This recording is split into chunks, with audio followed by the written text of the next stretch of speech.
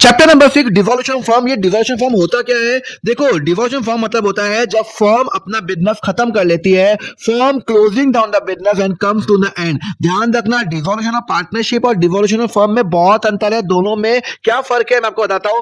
Devolution of partnership का मतलब होता है कोई नया पार्टनर एडमिट हो गया, या कोई पार्टनर रिटायर हो गया, डेथ हो गई, या चेंज इन पीएफआर हो गया, वहां पे डिवोल्यूशन ऑफ पार्टनरशिप होता है। पर फर्म के डिवोल्यूशन में क्या होता है, पूरा का पूरा बिजनेस खत्म, मतलब पूरा का पूरा पार्टनरशिप भी क्लोज हो रही है और अब कोई बिजनेस कंटिन्यू नहीं करेगा। तो ये बात ध्यान रखना। तो यहाँ पे क्या होगा, डिवोल्यूशन पार्टनरशिप में change in existing agreement between the partner, यहाँ पे फर्म का बिजनेस भी क्लोज हो जाता है, यहाँ पे फर्म का बिजनेस कंटिन्यू होता है, यहाँ पे एंड, यहाँ पे खत्म हो जाता है, यहाँ पे economic relationship between between the partner continue होता है, यहाँ पे खत्म हो जाता है सब कुछ। No need to close the book, यहाँ पे बुक क्लोज नहीं करनी पड़ती, पर यहाँ पे हमें बुक क्लोज करनी पड़ती है। यहाँ पे एसेट और जो लायबिलिटी होती है उनको रीवैल्यू करते हैं, उनको जो गेन होता है वो प्रॉफिट शेयरिंग में बांटते हैं।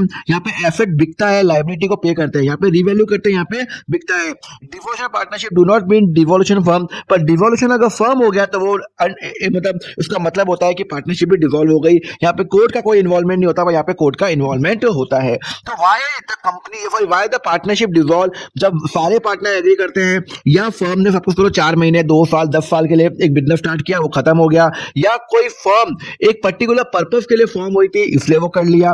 व्हेन द जो बिजनेस कर रही है फर्म, वो गवर्नमेंट ने बोल दिया इलीगल है, तो आपको डिवॉल्व करना ही पड़ेगा।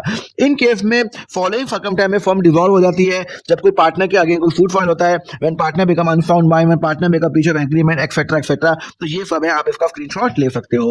अब इफेक्ट ऑफ डिवोल्यूशन क्या होता है, हम सारे की सारी एक्टिविटी हमारी क्लोज डाउन हो जाती है, हमारे एसेट बिक जाते हैं, हमारे लायबिलिटी रीपे हो जाती है, और जो भी पैसा बचता है वो मैं पार्टनर्स के अंदर बांट देता हूं। तो ऑर्डर ऑफ पेमेंट क्या होता है, सबसे पहले मैं रियलाइजेशन एक्सपेंस बांटता हूं, उसके बाद मैं थर्ड पार्टी लायबिलिटी को बांटूंगा, जैसे क्रेडिटर हो गया, बिल पेबल हो गया। अगर पार्टनर है तो उसकी वाइफ या उसके हस्बैंड के लोन को पहले पे करूंगा, फिर पार्टनर के लोन को पे करूंगा, और फिर पार्टनर के कैपिटल अकाउंट और करंट अकाउंट को मैं पे करूंगा। क्लियर है? और अगर फिर भी कोई कैश बच गया तो वो मैं पार्टनर्स में बांट दूंगा प्रॉफिट शेयरिंग रेशो के अंदर। अब मैं क्या करूंगा, अब मैं आपको नेक्स्ट सेशन बताऊंगा ये रिलेशन अकाउंट कैसे बनता है, उसके लिए फॉलो करो अकाउंट फंडा।